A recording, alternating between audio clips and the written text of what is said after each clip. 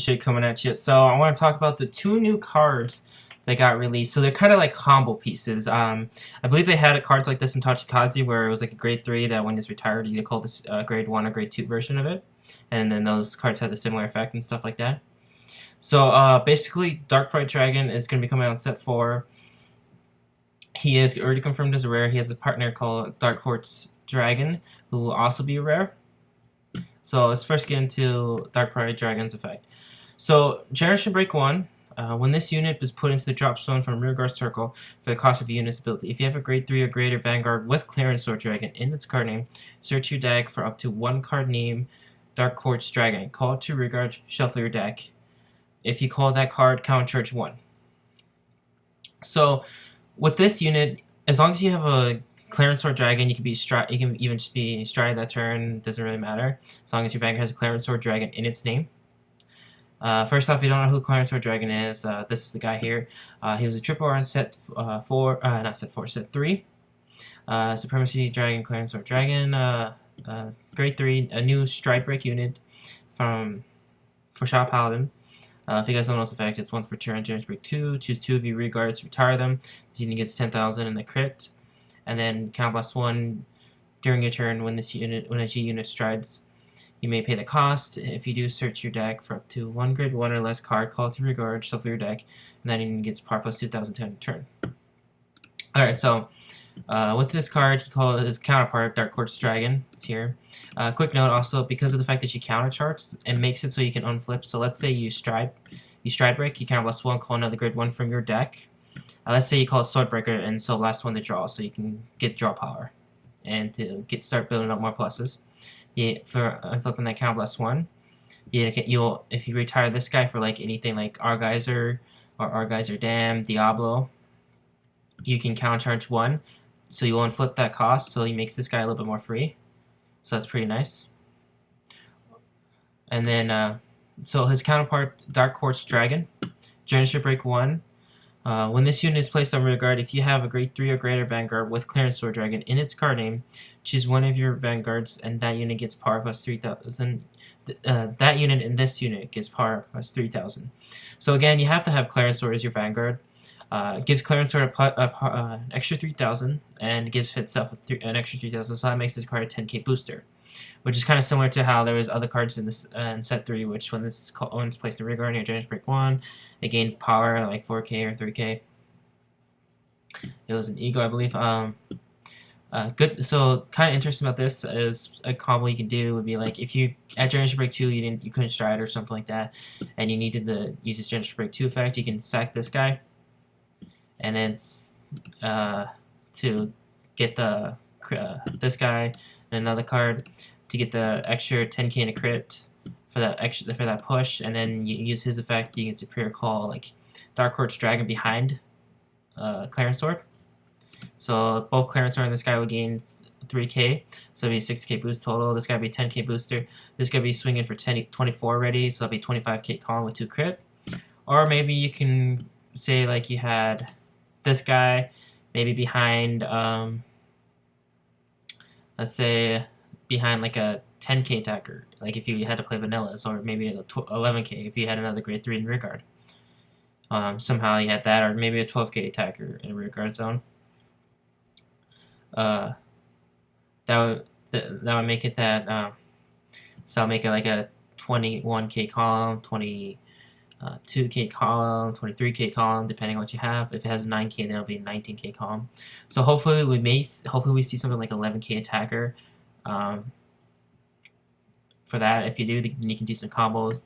Some cool things you could do is maybe you attack with Argeyser and you sack like this guy in another unit. You can call this one, try and get another attack in, or you set up Argeyser Dam and you retire. You can call this guy behind Argeyser Dam, so that way you get a big attack column, and if your opponent has a perfect guard, you can drop the perfect guard. If he doesn't, he has to give you more guard, because you'll get the boost from 6k from the total from this effect, and it'll be 7k, so that'll be pretty good. So it'll be a little bit extra guard there. So far, the only real downside that I see of this effect is one, the fact that you have to have Clarent Sword Dragon effect. It does say Clarent Sword Dragon like this, so you never know. We could get a cross-ride version of Clarent Sword Dragon. I would love to see a cross-ride of Clarent Sword Dragon. I would really love to see it, and hopefully it would have another stride break effect on it because that would be nice. Because the problem with having it be a Clarent Sword Dragon effect is the fact that you may not ride into Clarent Sword Dragon. You may have a bad game where you may have to ride your backup. Maybe you're playing Clarent Sword Diablo and you ride Blaster Dark Diablo, or maybe you're playing Clarent Sword Abyss because you might not have drawn the Stride Farther card to call it to rear guard, and then reveal a grade 3 from your hand, and then look for Clarent Sword, and then this card. You may not even draw that. Sometimes you don't even draw it, and so you won't be able to get to it. Or let's say you did draw it, but you didn't have the grade 3 to reveal. So it's kind of like it does happen where you just don't ride Clarent Sword, or you don't ride your stride breaks, and you end up going into your backup. So this card and this guy would become dead. That's one bad thing in this. Having Dark Pride Dragon is a good card, and having the ability to unflip when you kind of lost one to call, so that means you don't really have to play. You can kind of take Maka out of your deck because you already be superior calling with him. So, because Mako kind of lost 1 when it's boosted to call a grade 1 or less card from your deck. Well, this guy will already be calling a grade 1 or less from your deck for striding and gets and gives that unit 2k. So that's pretty nice. So you can call it, and then you don't have to, and then it sets you up for your other retires and stuff like that, other effects. You can even call this card, but with this guy, I feel like you had to, if you call like use his effect, call a starter to sack his 2. And then call this guy, you can sack him. That'll make it pretty easily. So you pretty much get really good effect because you get the recall from him. So and then you get this guy who calls a copy of him. So you kind of make back the units you retired. So that kind of helps mitigate the cost for like Agai's a Dam, Diablo, and other cards you sacrifice for. So that's pretty nice. And the unflipping really helps because you do counter blast a lot with Shadow Paladin a lot of the time. So having that counter charge is really nice. The second problem with this effect is if you run out of Dark Quartz Dragon. If you run out of Dark Quartz Dragon, you can't go ahead and superior call another copy of it. And if you can't superior call another copy, you don't get that counter charge, and then you don't really get any big bonus off this guy because you'll be out of Quartz Dragons. So you don't really either break even from sacrificing him or get to call him and get his effects off, and don't get to get that on flip. So that's kind of one bad thing. That's kind of the only thing that really sucks, because in my opinion, about this card is that it does about these two cards is that one, you have to have a Clarent Sword Dragon Vanguard, and so there's games where you don't ride the Vanguard you want to ride, and maybe you have to ride your backup or maybe your finisher, depending on what kind of build you're playing, or you just run out of Dark Quartz Dragons in your deck, because that does happen where you could be like game damage tech 2. Draw both of them, have none left in deck, because you can't Legion it back in if you didn't have a Legion. And then you have to have Clarent Sword as your Vanguard, so you can't play a Legion because he does a Legion, for now at least, because we never know.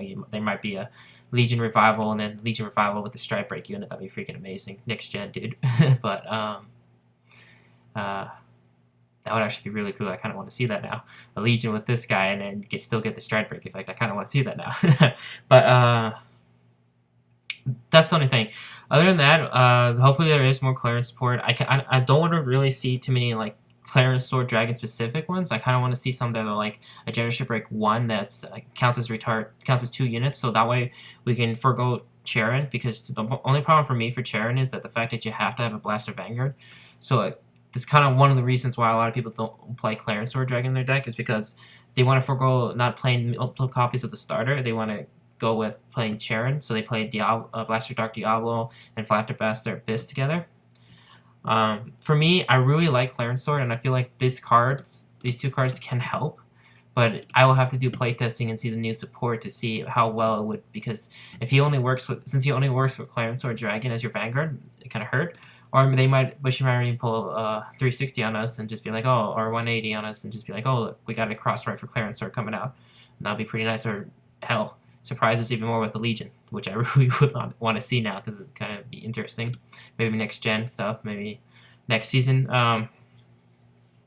So tell me in the comments below, what do you think about these units? The card effect for calling another grade 1, like a lesser grade version of itself, or a lesser grade unit, has been thought of for like Tachikaze, and has been kind of wanted for Shadow Paladin for a while now. But is this what we wanted? Because it's awesome that it calls a grade 1 that has another ability when it's placed on rearguard, and it's awesome that it countercharges, but it kind of breaks even since it's pretty much free with the fact that you have to have a Clarent Sword Dragon effect, so that's pretty nice, but it's just the Clarent Sword Dragon restriction.